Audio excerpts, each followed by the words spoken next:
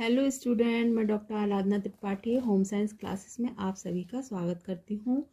आज मैं आप लोगों के लिए BA first year first semester एवं अन्य प्रतियोगी परीक्षाओं के लिए ह्यूमन फिजियोलॉजी का पार्ट 3 वीडियो लेकर आई हूँ। इस वीडियो में मैंने पाचन तंत्र से संबंधित 50 क्वेश्चन शामिल किए हैं। लास्ट में 5 क्वेश्चन का क्विज भी दिया है स्टूडेंट, जो आप लोगों को इसके आंसर कमेंट बॉक्स में देना है। ओके। और बीए फर्स्ट ईयर के स्टूडेंट को मैं बताना चाहती हूँ कि आप लोगों के सिलेबस में 4 सिस्टम है। पहला है कोशिका, दूसरा पाचन तंत्र, तीसरा श्वसन तंत्र और चौथा है हृदय परिसंचरण तंत्र। और जो पीजीटी के स्टूडेंट हैं उन्हें तो सारे सिस्टम के बारे में पढ़ना पड़ेगा। ओके स्टूडेंट, तो शुरू करते हैं आज का वीडियो। फर्स्ट क्वेश्चन देखिए, लार में कौन सा एंजाइम पाया जाता है? तो ये है टाइलिन।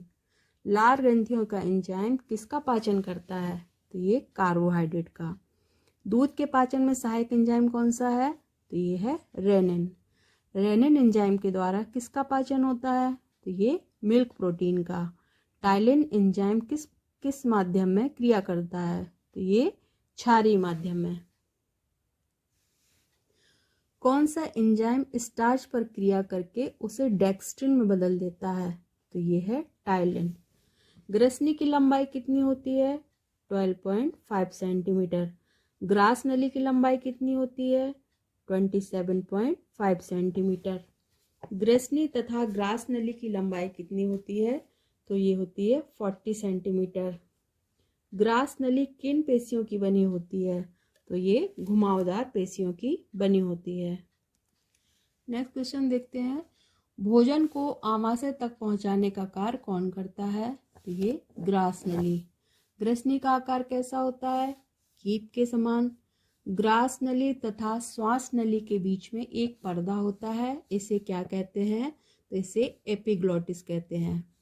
ग्रसनी के दोनों ओर एक एक गिल्टी होती है, इसे क्या कहते हैं? तो इसे कहते हैं हम लोग टॉन्सिल्स। अगला क्वेश्चन देखते हैं, आमाशय का आकार किसके समान होता है? तो ये मशक के समान होता है। आमाशय की लंबाई तथा चौड़ाई कितनी होती है? तो लंबाई होती है 26 सेंटीमीटर और चौड़ाई होती है करीब 90 सेंटीमीटर। आमाशय कितने प्रकार की मांसपेशियों का बना होता है? तो ये 3 प्रकार की मांसपेशियों का बना होता है। पहला है लंबवत मांसपेशियां, दूसरा तिरछी मांसपेशियां और तीसरा है वृत्ताकार मांसपेशियां। जब आमाशय में खाना होता है तो सैलस झिल्ली का रंग कैसा दिखाई देता है? तो ये दिखाई देता है लाल रंग का। और जब भोजन नहीं होता है तो ये पीले रंग की दिखाई देती है। आमाशयिक रस की प्रकृति कैसी होती है? तो ये होती है अम्लीय। नेक्स्ट क्वेश्चन देखिए, जठर ग्रंथियों में कौन सा रस निकलता है? तो इसको कहते हैं जठर रस, यानी कि गैस्ट्रिक जूस।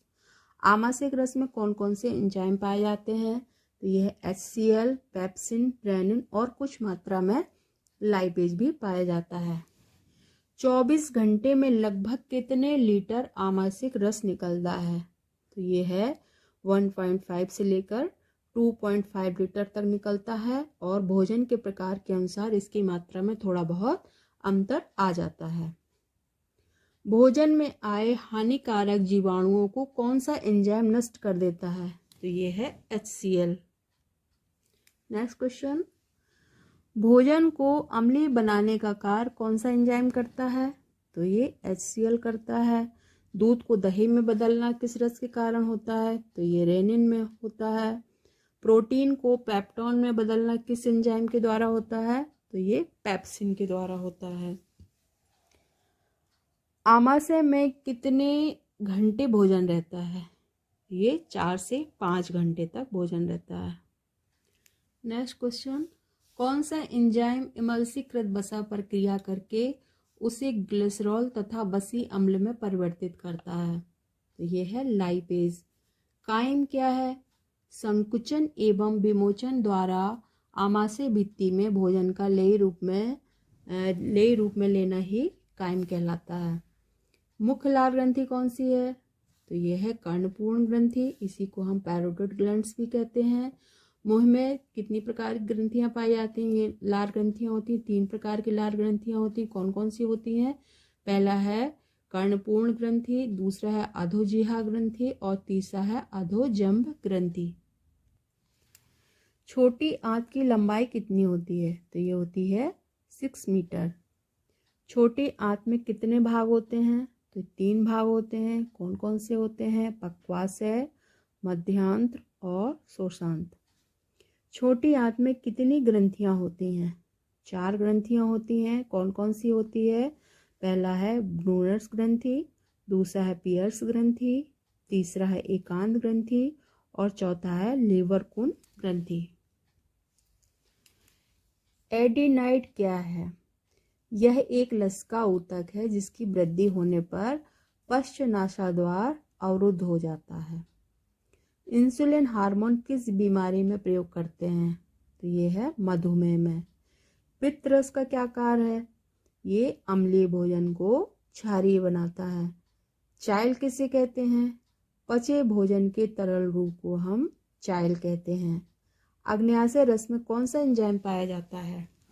तो ये है ट्रिप्सिन, काइमोट्रिप्सिन, दूसरा एमाइलेज और तीसरा है लाइपेज। ट्रिप्सिन एंजाइम किस पर क्रिया करता है? ये करता है प्रोटीन पर। एमाइलेज एंजाइम किस पर क्रिया करता है? तो ये कार्बोहाइड्रेट पर। लाइपेज एंजाइम किस पर क्रिया करता है? तो ये वसा पर। आंत रस में कितने पाचक रस पाए जाते हैं?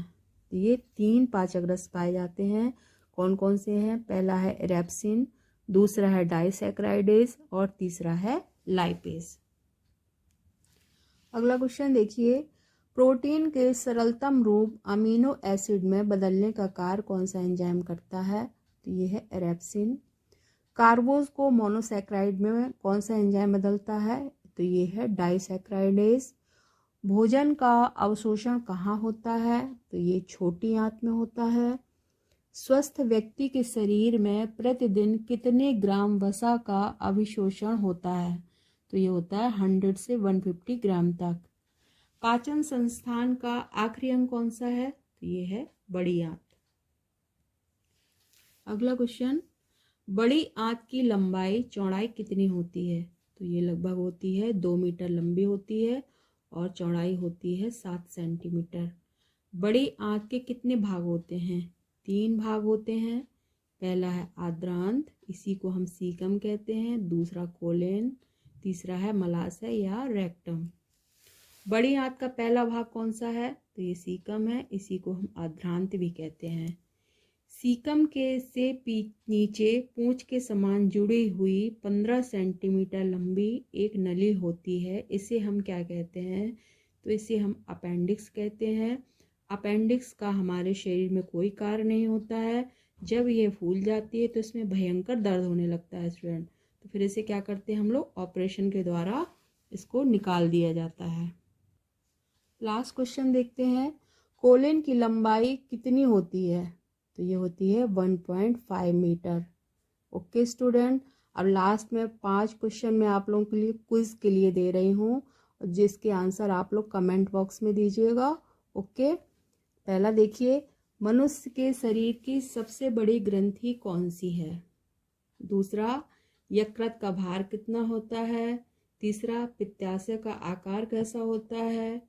पित्त रस का निर्माण कहाँ होता है? और लास्ट है, पित्त रस में कितने प्रतिशत जल होता है? ओके स्टूडेंट, आज के लिए बस इतना ही।